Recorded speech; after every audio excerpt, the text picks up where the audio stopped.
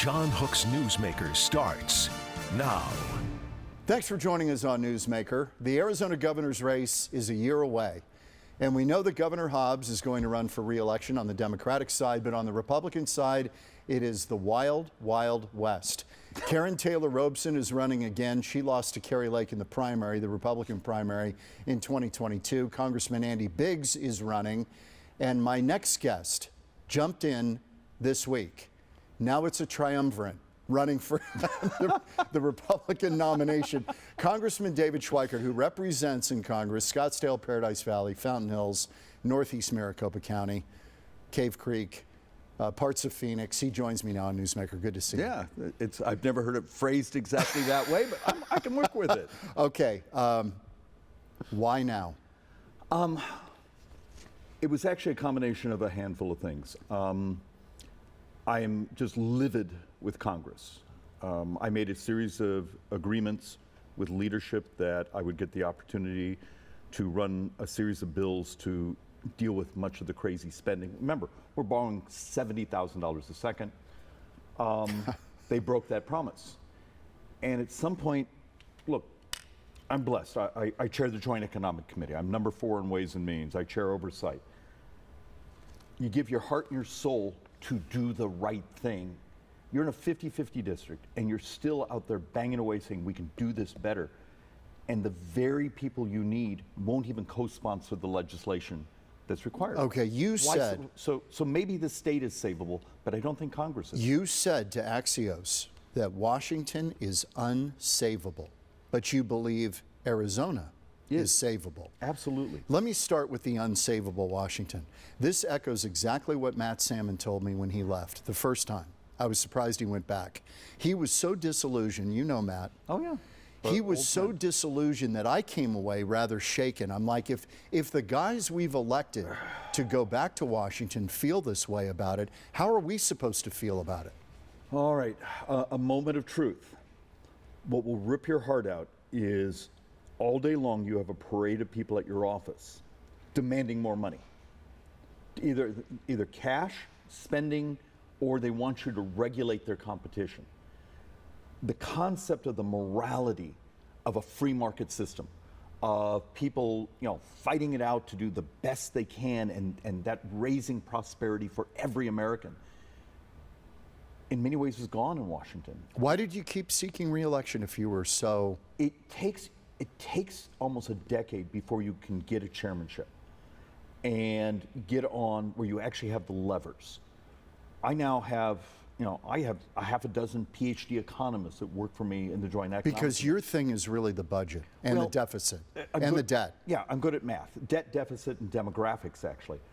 And I work with the White House every week on, preparing numbers and an approach and this and that. But what happens when the very things you can do at the federal level to make a difference, both Republicans and Democrats aren't going to step up and even give you their name on a piece So you're of beating your head against a wall. Yeah. Let me ask you, it's really interesting that, there are people saying that you were worried that Karen Taylor Robeson couldn't win the primary and that Andy Biggs couldn't win the general. So I'm trying to figure out what your lane is, because you've got Andy Biggs supported by Turning Point. Mm-hmm. He's got some powerful allies behind him. Karen Taylor Robeson's a second try, but with deep pockets. Yeah. Where's your lane in this? I think actually our lane is, and I'm sorry to geek out on you, we see it in the polling. Arizonans, particularly Arizona Republicans, are ready for conservatism. Trump conservatism? No, just conservatism. And remember, Trump is conservative on lots of really important things. That's right. And that's the things true. we work with, and I think sometimes the mouthpieces around don't give the president the credit for the progress we're making on some things. But it's a battle. He also still has to get through Congress, and you see the problem we have there. Look, if you're here in our community right now, and you're a working person, you are poorer today than you were 5 years ago. Wages aren't going up fast enough to make up for the inflation. As conservatives, we're supposed to love and believe in people. We believe your life getting better is actually our moral job. and it's something I think I'm really good at. You could redesign so much of the way we deliver services in this state government to do it better, faster, cheaper.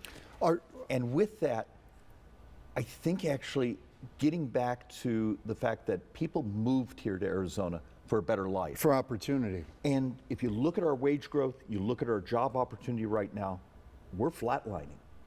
We need to actually Why do you think that is? I actually think we've become less inviting. We've diversified our economy, which is one of the miracles of the last 10, 15 years. Yes. We used to be in this real estate. Boom and bust. But with that diversification, you've got to understand, other places around the country are constantly trying to steal our jobs, and we're trying to steal theirs. Yep, and we've lowered tax rates to try to be more competitive with the Texases and the Very much Utahs so. and the Nevadas. So now you have the situation where we got to tell the truth about elections. We keep losing. What is it now? 6 years, actually 8 years if you want to go back to one of the previous Senate races. You know, we lose. Talking about Republicans losing. Republicans, we don't control either U.S. Senate seat. We don't control the Secretary of State. We don't control the Attorney General. We don't control the governors. All the high-profile statewide races we've lost. So why is this? I think actually in some ways, look, there's things to be angry about. But voters need to know you give a darn about them, that you're going to work your backside off to make their lives better, whether it be they're heading towards retirement or their kids going to school. And I think as conservatives, we lost the morality of we love people, we are going to battle for those people. And you have one other tricky thing that's going to happen this election cycle. The governor's at the top of the ticket. There is no president. There is no U.S. Senate race. So total turnout is going to be down. I promise you, I'm the only candidate in Arizona who's won multiple, actually, how many competitive races up? I think I've won more competitive races than anyone in a quarter century. Yeah, you started off by beating Harry Mitchell, which was considered a long shot at the time. I beat 2 incumbent members of Congress. I am now Nancy Pelosi's and Hakeem Jeffries' most expensive loss in America. The last 3 cycles, they threw everything they had, and I still beat them. Did you not do it? Did you not run for re-election in Congress because you thought you might lose? That's what Democrats are trying to paint it that way. Look, last cycle was one of my biggest wins, and they threw everything. You won by 4 points over Yeah, Rami Shah. and believe it or not, in my district, that's a big win. Because the district changed and was redrawn. Well, and because your district used to be safer than it is now. it used to be safer, but it was still, in 2018, I was the only urban suburban Republican to get reelected in all the country. There are almost no urban suburban conservatives left in Congress. Actually, I think I may be one of the only ones. Let me ask you about Biggs and Robeson. Obviously have, this is a weird dynamic, but they both have a tacit endorsement from President Trump. Oh no, they have an explicit endorsement from President Well, I mean, yes, but I mean, how do you endorse 2 people who are competing against each other? Look, and I'm very fond. I mean, I've known both of them most of my life. This is not personal. I mean, I have a 3-year-old. I have a 9-year-old. I have a wife that seems to like me. I mean, wow, that's an accomplishment. Yeah, well, when you're gone 60% of the time, it is. And I'm sorry, I'm going to use this term again. The morality of defend Arizona, make Arizona the most incredible place to live, where prosperity is something we not only aspire to, but we accomplish. And I appreciate, I work with the White House a lot. I appreciate, and sometimes the position I put the president in, stepping into the race, and but we see a path. Running as a conservative is where the voter's head is at. Where is MAGA world on this? Where's the president on this? Did you run it by them and say, hey, guys, I am going to jump in? Yeah, the White House actually, to their credit, they were very kind to me. They really, really wanted me to run again for the House. But they also knew how angry I was. And look, I'm not a pushover. Almost every week, I'm on the phone with, the economic advisors or Haslett or the team at the White House, because that's partially what I do. we help each So other. you're with our working numbers. closely with the White House even now. It's your job. Yeah. And my anger of we need to step up and tell the American people in 7 years, Social Security Trust Fund's empty. In 7 years, the Medicare Trust Fund is empty. In 7 years, the math says we double the poverty of seniors in America. And I seem to be the only person getting up and battling to fix this. I want to find out what your vision is for Arizona. What is it you want to accomplish? First off, we are going to be the hub of super high quality growth once again. We're going to do the things necessary with that growth to raise people's wages. We're going to use the technology and working with the federal government to make sure that the success we're having right now on the border stays that way.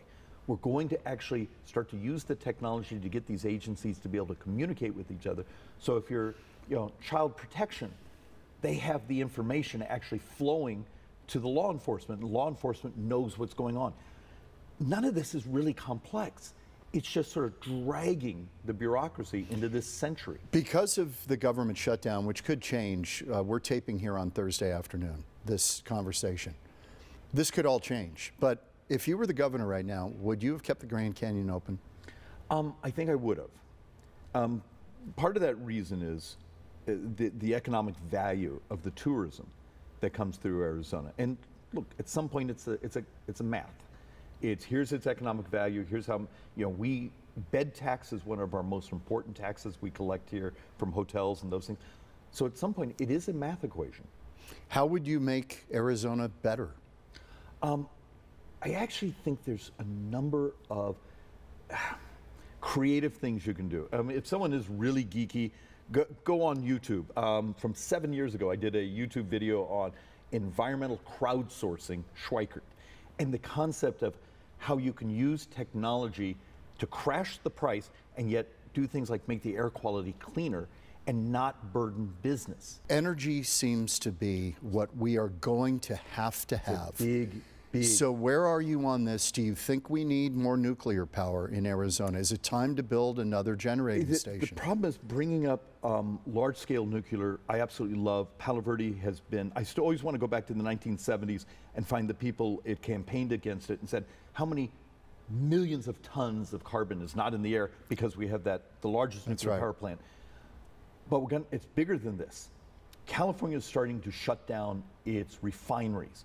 Gas prices will explode in Arizona if we don't get another pipeline. Could we in get from Texas. into the refining business? Because of our water shortage, it would be the fastest, most economical thing is get another pipeline coming in from Texas. Electrical power. So we have all this all this solar, but we have a real problem, and it's still the duck curve. We produce so much power, and soon as the sun goes down, and that's why I actually succeeded in getting a pump storage up on the I think it will probably be Canyon Lake. That's right. I've seen it. I've seen it from the helicopter. I got that piece of legislation through. But you need to get our act together, whether it be gas availability. Natural gas. No. Oh, petrol. Actual gas for your car. Okay. We're going to need natural gas for running our peaking, our turbine electrics. You got to have it when, so we can turn on the switch. On We're gonna demand. need a lot more storage, and storage isn't always batteries. Sometimes it's pump storage on a cliff. You got to think of everything, and then add in water. A unified theory on water instead of and forgive me, I'm going to be a little mean, but the parochialism that's going on now, where it's a groundwater fight here, then over here it's a surface water fight, then over here it's we're defending the CAP canal against this group. We need to put people in the room and say, what are our resources? How are we going to allocate it? And how do we pay for it? We'll continue this conversation. We'll do more down the line. By the way, we've extended to Andy Biggs and to Karen Taylor Robeson. We're reaching out to them for a similar segment, and I'm sure we'll have more before Thank you for having me. It's great to see you. David Schweikert. This is a new chapter. It's the happiest I've been in a long time. David Schweikert. Next on Newsmaker, one of the most interesting cops you'll ever meet. He's turned traffic stops into social media gold, and you will love it, I promise. Coming up next.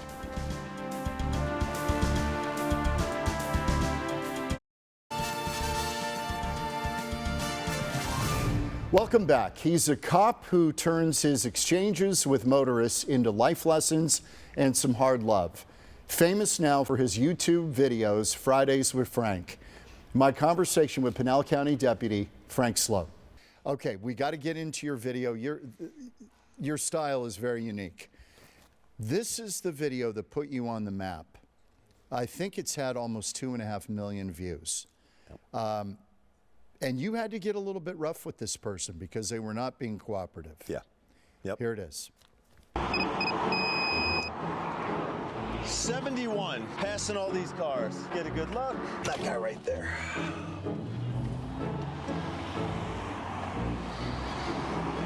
See your driver's license, please. Yes, sir. Can I ask what you pull over for? Absolutely. As soon as I see your driver's license, I will be very happy to tell you. That's not how it works. Can you tell, first of all, what's your name and your badge number?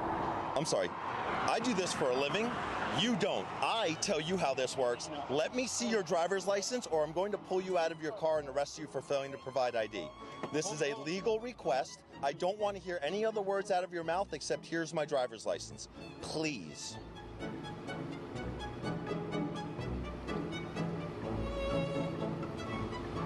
Can you say it again? Absolutely. I need your driver's license so I know who you are. I am not asking you. I am telling you. Give me your driver's license. My name is... I don't want your name. I want a physical ID as required by Arizona law. I am asking you when I'm getting pulled over. I will tell you as soon as I see your driver's license. I will gladly give you my license. Usually, I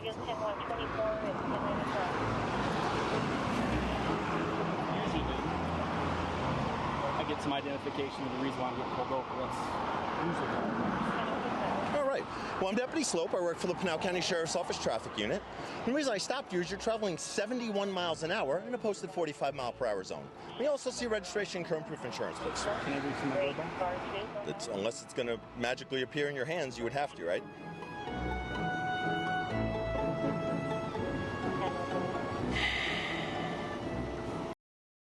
I did that because that made him look good. That is interesting. Yeah. So his tone and temperament, that set the tone for how this was going to go. Yep. And it was me reading him, his mannerisms, his voice, his. Yeah. I mean, we read people very quickly as law enforcement. It's a self-defense mechanism. It is part of what we do, and you learn it throughout your career to get better and better. Have you had people speed off and flee? Absolutely. Yeah. You've stopped them. You've gone to the window, and when you go back to your car, they flee. Mm-hmm. Yep. How does that go down? Not good for them. We have a great policy in Pinal County that allows us to pursue vehicles. So very different than other agencies. It's one of the things that stands out about the Pinal County Sheriff's Office. They'll let you.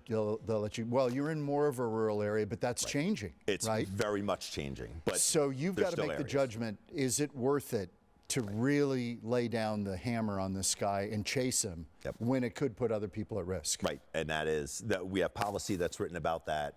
Supervisors obviously oversee that. So there's a lot of variables that go into a vehicle pursuit, and each one is different based on a whole bunch of specific criteria. Do you have a grappler on your car? I don't. No. Do you wish you did? I saw a grappler work. Actually, we have a grappler working with the Arizona Department of Public Safety. We caught it on an episode of Fridays with Frank. It was the first time I saw it work in real life. It's pretty cool. It is incredible. It is what incredible. An incredible tool. Local guy who invented it. Yeah. Yeah. Right, really Phoenix. great story. Yep. Okay, so now that you're doing this has become, how does the department feel about this? It's brought a lot of attention to the Pinal County Sheriff's Office. A lot of great attention to the Sheriff's They like Office. it. Very much so. You can't go anywhere now, especially in Pinal County, without people wanting a selfie. All day, every day. It's part of the deal. Whether I write them a ticket or I see them at a gas station or in a restaurant, no matter what, no matter how I contact people in what manner. You've been doing this, Frank, how long? It'll be 24 years this year. Do you think the people on the other end of enforcement have changed? Has there been a breakdown of respect for you? Absolutely. What is going on? I don't know. It happened somewhere in the late 2000s. It was just there was a pendulum swing where very early on in my career, and some of it leads to parents, and it's probably a parenting issue more than anything. Very early on in my career, I did a lot of alcohol enforcement.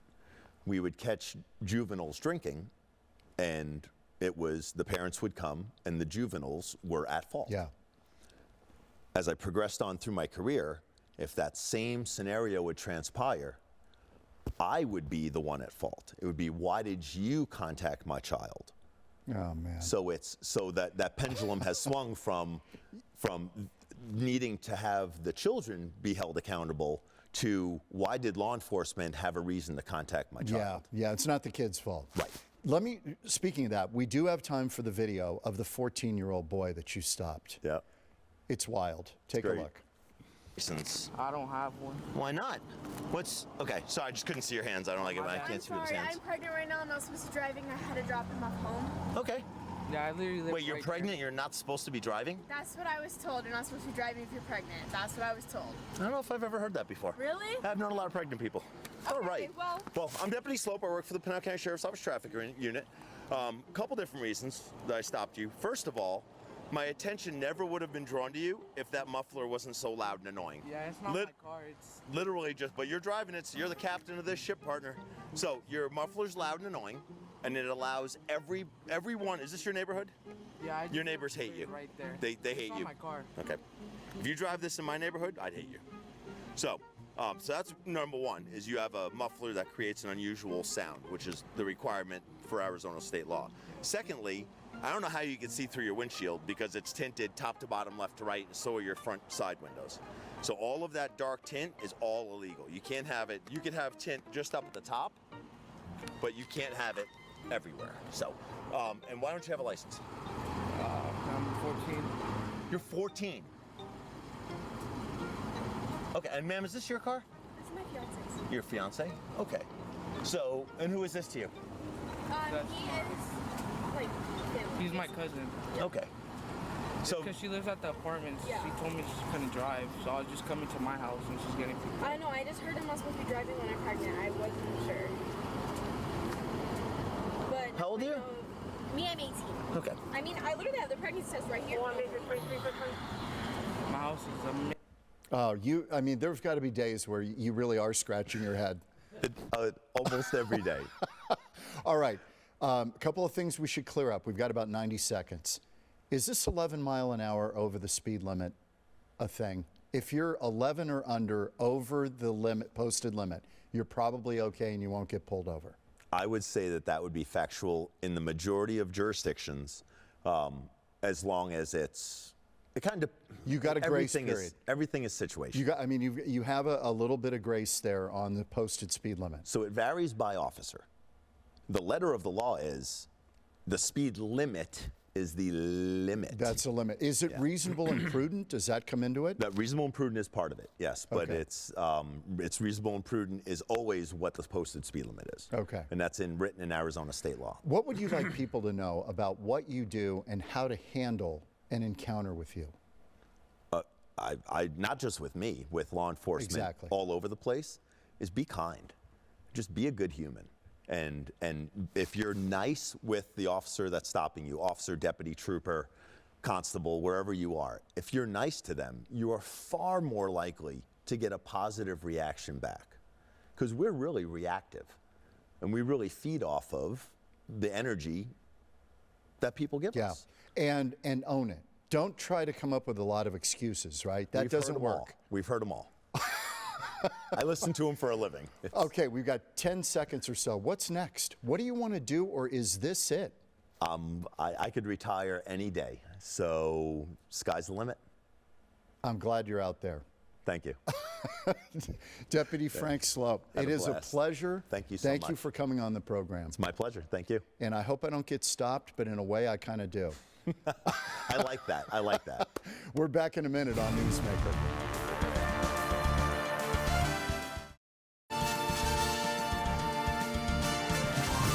Thanks as always for joining us on Newsmaker, and we will see you again next week.